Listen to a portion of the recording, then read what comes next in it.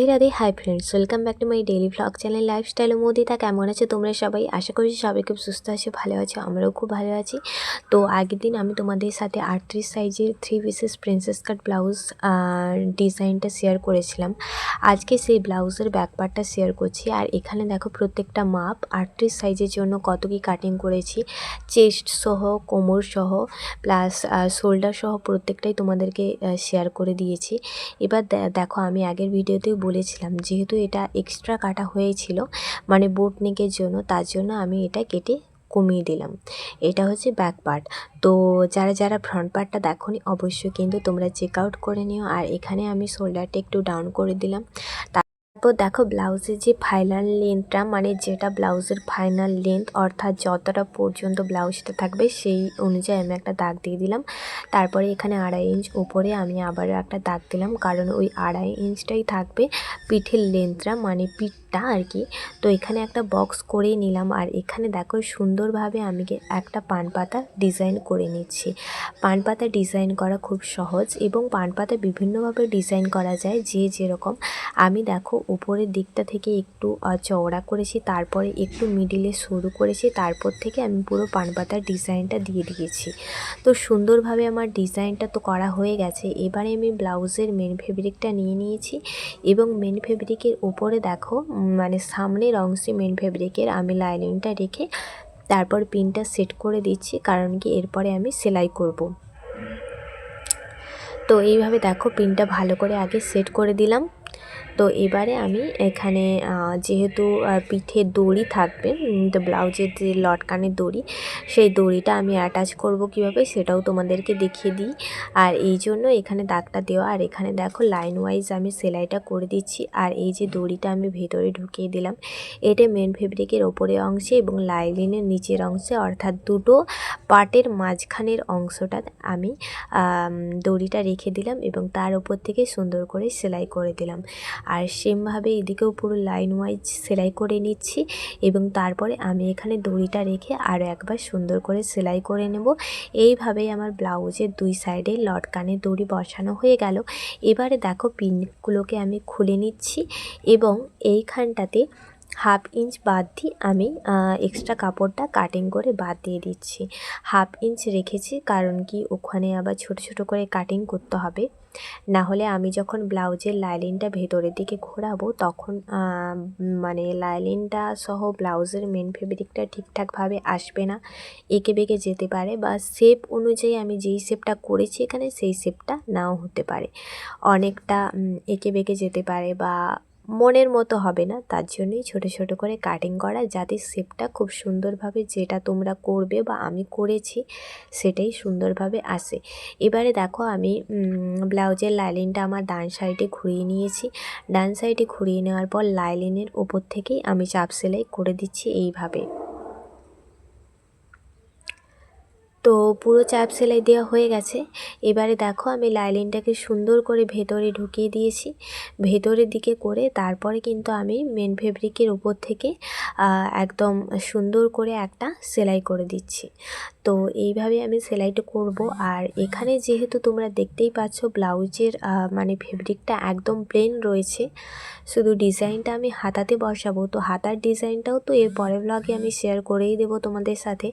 তার আগে বলে দিই, এটা যেহেতু প্লেন রয়েছে এখানে আমি লেস দিয়ে ডিজাইন করব। তো ফ্রন্ট পার্টেও যেরকমভাবে আমি লেস দিয়ে ডিজাইন করেছি সেরকমভাবেই এখানে করব। যখন করব তখন তো তোমরা দেখতেই পাবে। আর এখানে দেখো শোল্ডার সহ, আর্মহোল সহ, সাইড থেকে কোমর থেকে পুরো অংশটা আমি আগে মার্কিং করে নিয়েছি। যেই অংশটাতে আমি সেলাই করব সেই মার্কিং অনুযায়ী কিন্তু আমি সেলাইটা করে নিচ্ছি। মার্কিং করে সেলাই করলে তোমাদেরও অনেক সুবিধা, কারণ কি সেই লাইন ওয়াইজই তোমরা সেলাইটা করতে পারবে, কোনো অসুবিধা হবে না। যারা নতুন নতুন কাজ শিখছো তাদের জন্য একটা বেস্ট মানে সহজ উপায় আর কি। তো যাই হোক, এখানে আমি এটা তোমাদেরকে বলে দিলাম, তোমরা চাইলে অবশ্যই ট্রাই করো। আর এখানে দেখো আমি টাক্স পয়েন্ট যেগুলো ছিল সেগুলো আমি এখানে সেলাই করে দিচ্ছি, মানে কোমরের দিকের অংশগুলো ডবল সেলাই করে দেওয়া হয়ে গেছে। এবারে আরও এক সাইডে আমি সেমভাবে করে নিচ্ছি।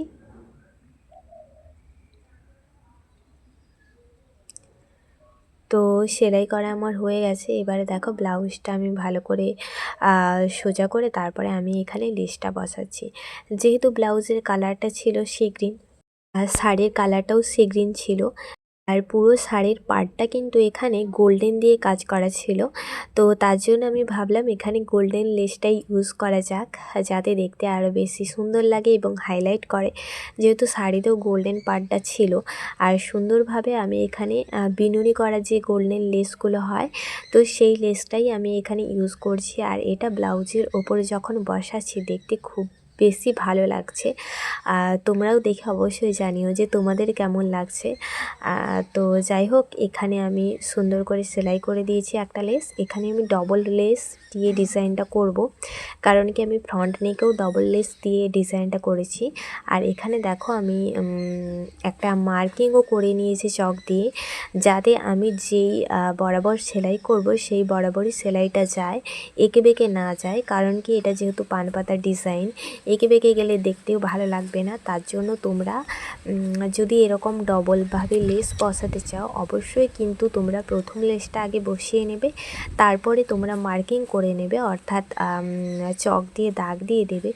যেই বরাবর তোমরা চক দিয়ে দাগ দেবে সেই বরাবরই লেসটা বসিয়ে দেবে, তখন দেখবে দেখতে আরও বেশি ভালো লাগছে এবং জিনিসটা এঁকে বেঁকে যাবে না।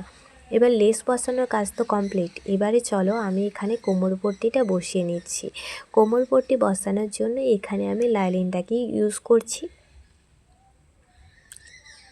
তো আগে থেকে আমি যেহেতু মার্কিং করে রেখেছিলাম ব্লাউজের লেন্থ ওয়াইজ, মানে ফাইনাল লেন্থটা কি হবে সেইখান অনুযায়ী আমি কিন্তু এখানে কোমর পট্টিটা বসিয়ে দিলাম এবং এক্সট্রা যে কাপড়গুলো ছিল সেগুলো আমি কেটে বাদ দিয়ে দিয়েছি। এবার দেখো লাইলিনটাকে আমার ডান দিকে ঘুরিয়ে দিয়েছি, তার ওপর থেকে কিন্তু আমি লাইলিনের ওপর থেকেই চাপ সেলাইটা করে দিচ্ছি। তো এবারে আমি লাইলিনটাকে ভেতরের দিকে ঘুরিয়ে ডবল ফোল্ড করে নেব। ডবল ফোল্ড করে নেওয়ার পরে এর ওপর থেকে আরও একটা সুন্দর করে সেলাই করে দেব। তো এরকম সেলাই করলে আমার কোমর পট্টি বসানোর কাজ একেবারে কমপ্লিট। এক্ষেত্রে আমি চওড়া করে কোমর পট্টি বসাইনি, কারণ কি লেসটা অনেকটাই নিচ পর্যন্ত ছিল। চওড়া করে কোমর পট্টি বসালে সেলাইটা অনেকটা উপর থেকে হতো, দেখতে খুব একটা ভালো লাগতো না। তো যাই হোক, অনেক তো বকবক করলাম। আর লটকানের ডিজাইনটা এটা রেখেছি। দেখো শাড়ির যে গোল্ডেন পার্টটার কথা আমি বলেছিলাম সেটা কিন্তু আমি উপরের দিকটাই রেখেছি, আর নিচের দিকে ব্লাউজের যে ফেব্রিকটা ছিল, যেটা দিয়ে ব্লাউজ বানিয়েছি, সেই ফেব্রিকটা দিয়ে দিয়েছি। আর এই যে লেস ডিজাইনটা এরকমভাবে বসিয়েছি। তো তোমাদের ব্লাউজ ডিজাইনটা কেমন লাগলো অবশ্যই কিন্তু জানিও। আর ভালো লাগলে ছোট্ট করে লাইক করে আমাদের চ্যানেলটা অবশ্যই সাবস্ক্রাইব করে রেখো, আর সুন্দর সুন্দর নতুন নতুন ভিডিও পাওয়ার জন্য। আর এখানে ব্লাউজটা আমার যেহেতু রেডি হয়ে গেছে একদম, সেহেতু আমি তোমাদেরকে ব্লাউজের ফুল অ্যান্ড ফাইনাল লুকটাও দেখিয়ে দিলাম ব্যাক পার্টের ওপরে। আর এটা ছিল হাতার ডিজাইন। এই হাতার ডিজাইনটা কিভাবে আমি করেছি, কিভাবে আমি এখানে পাইপিং বসিয়েছি, সবটাই আমি তোমাদের সাথে পরের ভিডিওতে শেয়ার করে দেবো। তার জন্য অবশ্যই চ্যানেলটা সাবস্ক্রাইব করে রেখো। আজকের ভিডিও এই পর্যন্ত।